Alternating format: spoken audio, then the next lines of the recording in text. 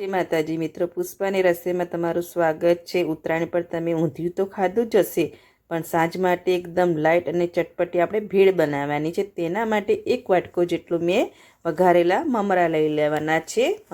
મમરાને સરસ મેં ચારી અને વઘારી લીધા છે। મમરા કેવી રીતે વઘારવા તેની રીત મારી ચેનલમાં છે જ। મેં મમરા વઘારીને લઈ લીધા છે। એક મોટો બાઉલ લીધું છે। આજે એકદમ ચટપટી આપણે ભેળ બનાવીશું। હવે આ મમરાને એક મોટા બાઉલમાં લઈ લેવાની છે। જેટલા મમરાની ભેળ બનાવી હોય તેટલા બાઉલમાં લઈ લેવાની છે।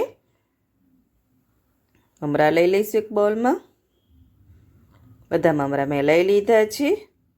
ભેળમાં આપણે ડુંગળી લઈ લઈશું, ઝીણી કટ કરેલી, ઝીણા કટ કરેલા લીલા મરચાં, હવે ઝીણા કટ કરેલા ટામેટાં લઈ લઈશું।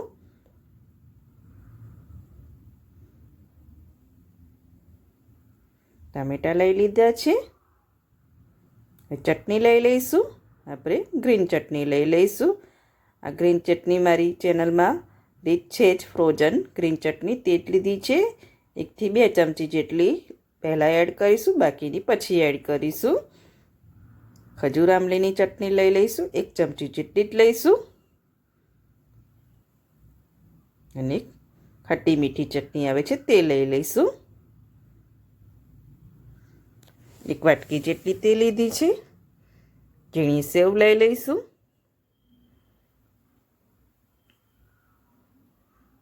ઝીણી સેવ લઈ લીધી છે। પહેલાં બધું સરસ આપણે મિક્સ કરી લેવાનું છે।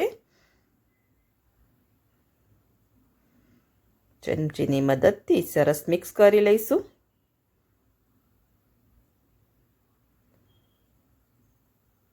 આવી રીતે મિક્સ કરી દેવાની છે। ચટપટી એકદમ હેલ્ધી એવી ભેળ બની છે। આવી રીતે તમે જો સવારે એકદમ હેવી ખાધું હોય તો સાંજે આવી રીતે લાઇટ તમે ખાઈ શકો છો ભેળ બનાવીને। મિક્સ કરી લીધું છે। હવે આપણે પહેલાં સર્વ કરવાની છે। તેના માટે એક પ્લેટમાં લઈ લીધી છે ભેળને। ફરીથી આપણે ગ્રીન ચટણી લઈ લઈશું, 1 થી 2 ચમચી જેટલી ગ્રીન ચટણી, તમારી ટેસ્ટ મુજબ તમારે વધારે ઓછી તમે કરી શકો છો। ખાટી મીઠી ચટણી લઈ લઈશું।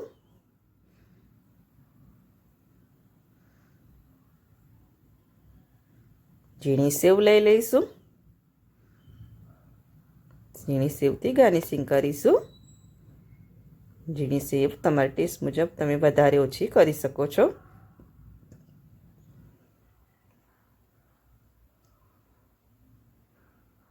કોથમીરના ગ્રીન ચટણી લઈ લઈશું ગાર્નિશિંગ માટે ફરીથી, ને કોથમીરના પાન લઈ લઈશું।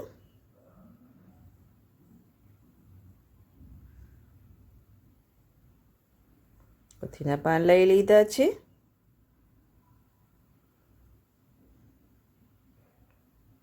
ફરીથી ખાટી મીઠી ચટણી લઈ લઈશું। જેટલી ચટણીનો ઉપયોગ કરશો એટલી તમારી ભેળ ટેસ્ટી લાગશે। ચટણીનું પ્રમાણ થોડું વધારે રાખવાનું હોય છે। ચાટ મસાલો લઈ લઈશું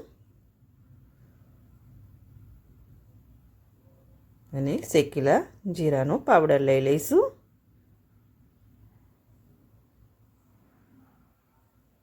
એકદમ ટેસ્ટી એવી આપણી લાઇટ ચટપટી ભેળ બનીને રેડી થઈ ગઈ છે।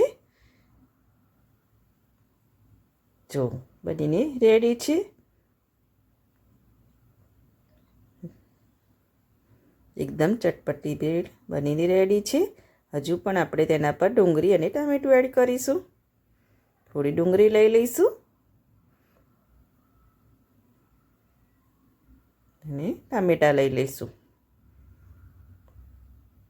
આપણી ભેળ બનીને રેડી થઈ ગઈ છે।